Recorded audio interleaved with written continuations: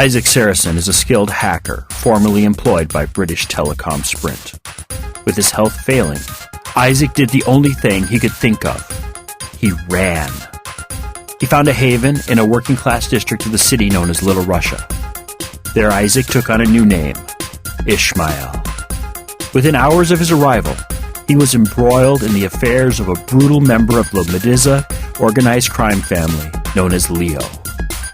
Convinced by a longtime friend, Frankie, to flee from his commitments to the Lomidze family, Isaac found himself hunted by the ruthless Leo. On a rooftop, far from witnesses, Leo murdered Frankie. Only through the use of his skills as a hacker was Isaac able to drive Leo off. Now wounded, alone, and far from help, Isaac depends on the kindness of strangers. What do you do when the only way to save those you love is through the use of proxies? Colbyjack.net is proud to present Firmware Proxy by Colbytrax.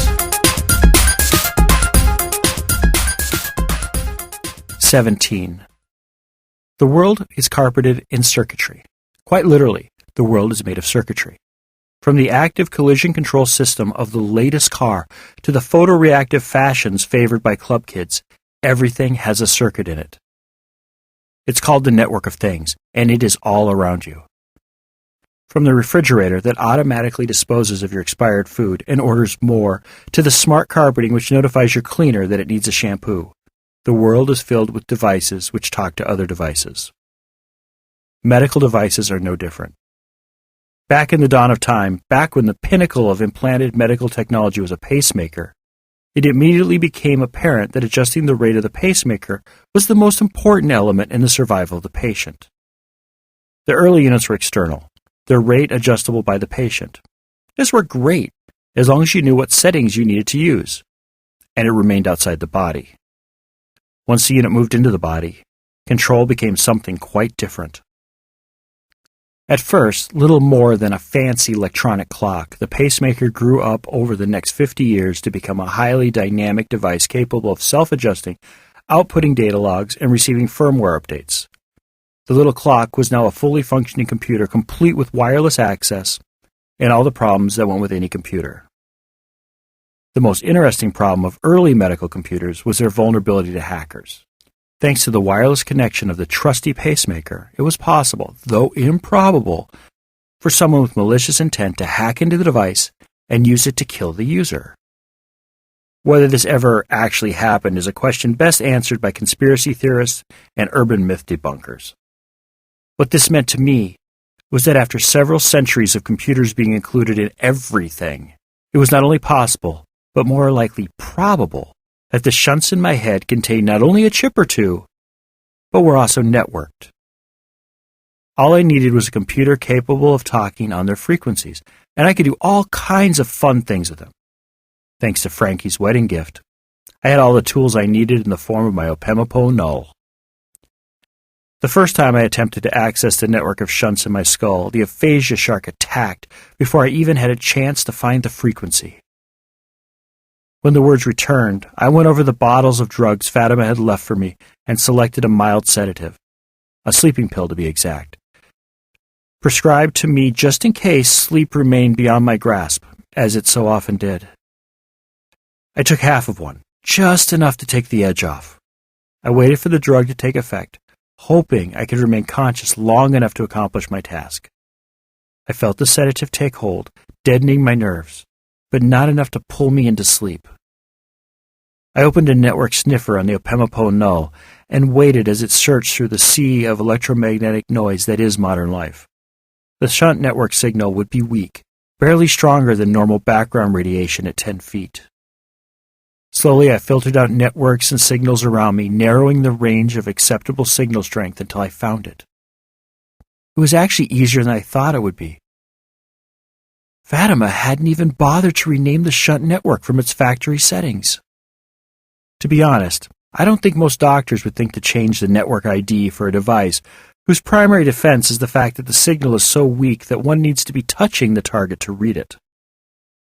I used the network ID to look up the technical specs of the shunt network. That was not as impressive as it sounds. I simply accessed the public technical support page for the manufacturer and read their brochure, which explained the high-tech security they used. Real high-tech. Encryption that was at least a century out of date and a 10-digit numerical access code with an unlimited fault sign-in system. Basically, I could take as many guesses at the access code as I wanted, and the system would not lock me out. I guess it made sense. First of all, the shunts needed proximity to access, and nobody would want to be locked out of a crucial medical device because of bad record keeping. It was as secure as it needed to be, which meant, of course, that it was totally vulnerable to me and my Opemapo null. I set the parameters of the shunt network into a password guesser on the Opemapo null and waited. I must have dozed off. The sedative was stronger than I thought. Might want to cut them in half more often. No wonder one always knocked me out. The Opemapo null had found the passcode and accessed the shunt network. I watched the network traffic spit out endless lines of hexadecimal code. Strings of random-seeming code filled the screen and ran off into infinity. This is where the time spent downloading my tools from the Brotherhood would pay off. Unassisted, I would eventually figure out what the network was doing, but that would take a long time I did not have. So I used a tool instead. Every network type has its own signature, be it a waste treatment plant, a telecommunications switch, or the electrical grid. Every one of them was built for a purpose, and that purpose is hardwired into the traffic they exchange. In the early days of silicon, a hacker would find a new system and spend weeks, if not months, watching the traffic, trying to determine exactly what was going on in the network. Sometimes they'd get a bit of help. There'd be headers in the data stream which revealed little things like what operating system was in use or what subsystem was transmitting the data. Then they'd pull out a manual for the system in question, now that they knew what they were dealing with, and extract the codes they needed to make sense of what they were seeing. I was doing the same thing, except I used a program called Omni Lookup 7.11. Omni Lookup 7.11 combined heuristic analysis with a library of protocols for nearly 1 billion different network systems. Basically, it listened to the data, compared the data to traffic patterns stored in its database, and then spit out a result informing me of what I was dealing with. If the network I was interfacing with was a control system, it would pull up a template and display the data the same way it appeared on a standard diagnostic output. In the case of the shunts, it ended up displaying rate of flow, pressure, acceptable pressure ranges, and the control subsystems which allowed Fatima to set limits on their operation. Another feature that the shunts had at their disposal was a complete log of their operation dating back to the day they were installed. Now that I had access to their data, it was time to see what it meant. I know little to nothing about medicine other than blue pills make you sleepy and red pills give you energy. So even though I could read the data the shunts were putting out, I didn't know what it meant. Only one way to find out: direct experimentation. I needed to do something stressful, something which normally triggered the aphasia and monitor my readings. I knew exactly what I needed to do. I logged into the red square network switch and began searching for hidden connections. These are connections to other switches and routers which the owner of the switch, in this case the bastard Leo, wanted to keep hidden. I had gotten close to a couple probable data conduits in the past, but each time I got a little too excited. That excitement, I believed, caused the aphasia shark to strike, stealing my words and stopping my progress. With one eye on the shunt network window and another on the task at hand, I plunged into the sea of data that was the red square. It took me only a few minutes to find the probable connections. I watched the data flows, noting the level of data flow and sniffing the packets in an attempt to determine their payloads. On the shunt network window, I watched as my cranial pressure slowly increased. I was barely getting anywhere in the network, and already the shunts were incapable of keeping up. I toggled over to the shunt flow controls and checked their flow levels. What I saw proved very interesting. While the shunts were operating at maximum capacity for their settings, it appeared that Fatima, or the factory, had set their maximum output to half their maximum capacity. It was as if you had a sports car capable of 150 miles an hour, but the gas pedal didn't let you go past 75 miles an hour. While driving 150 miles an hour isn't safe, There's no reason for the car to top out at 75. Basically, the shunts were set to run lower than their maximum. Whether this was for my own safety or by the orders of the manufacturer's insurance company, I didn't know. I felt a light tingling in my toes and the onset of a light headache, the early signs that the aphasia shark was near.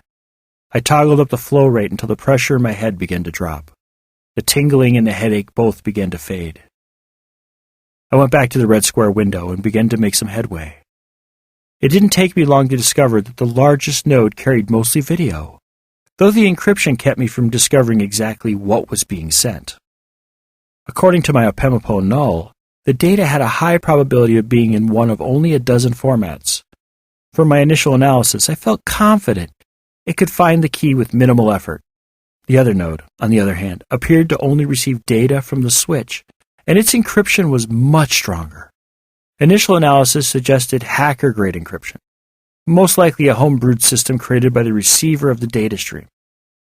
That would be much harder to break, maybe impossible if the recipient was who I believed it was. I attempted to follow the second node, only to lose the data in a telephone switch just outside of Orlando. I was preparing to track the second signal when I got the strangest taste in my mouth. My mouth tasted metallic. It was as if someone had stacked coins on my tongue. I shook my head. The room spun. I toggled over to the shunt window on the Opemipo null and found my eyes wouldn't focus. I squinted hard, bringing the screen into focus. Readouts flashed ochre and green. It took me longer than it should have to decipher the readings. My cranial pressure was through the floor. The shunts were running too fast, moving too much liquid from my skull. I fumbled with the on-screen controls, resetting the shunts to their factory standard settings. Later, I discovered that I had turned the shunts to maximum flow instead of expanding their operational range. A mistake as dangerous as too little flow. The metallic taste faded. My vision cleared. I now knew something new. Too little pressure was as bad as too much. I disconnected from the red square and lay back on my bed.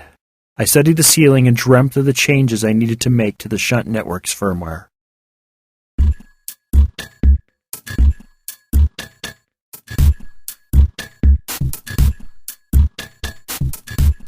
Firmware, Proxy, is the second book in the Firmware pentology. That's 5 books, if you must know. It begins moments after Firmware Hijacked ends. So if you haven't heard or read Firmware Hijacked, this would be a good time to head on over to Colbyjack.net and either download the podcast on the audio side, read the episodes on the visual side, or download the Colbyjack Sunday Reader issues 1 through 20 in your choice of either EPUB or Mobi. Firmware, Hijacked, and Proxy are both available in ebook versions from our store at shop.colbyjack.net, amazon.com, and Barnes & Noble. Just search for Colbytrax. That's Colbytrax. I'm the only one. A complete audiobook version of both Firmware, Hijacked, and Proxy is available for download through our shop as well. If you don't need any stuff, but would like to support our work, drop on by Colbyjack.net and hit the pretty little donate button conveniently located on the right-hand side of the blog roll. If you're on a smaller screen, the button will be found at the bottom of the page. Firmware Proxy is released under a Creative Commons, non-commercial, attribution, share-alike 3.0 license. Do what you want with it, just don't sell it and always tell people where it came from. If you received this from a friend and want more information about Colbyjack.net and our split personality website, just drop on over to Colbyjack.net and select either the audio or visual side. The audio side carries our podcast, while the visual side carries our writings. Whichever side catches your fancy is fine with us. We're of two minds about the whole thing anyway. If you want to get social with me, I do mostly Twitter. So if you do the tweets and want to follow me, I'm Colbytrax. Spelled the same as above, Colbytrax. We could sing that all night long. Thank you once again and have a wonderful week.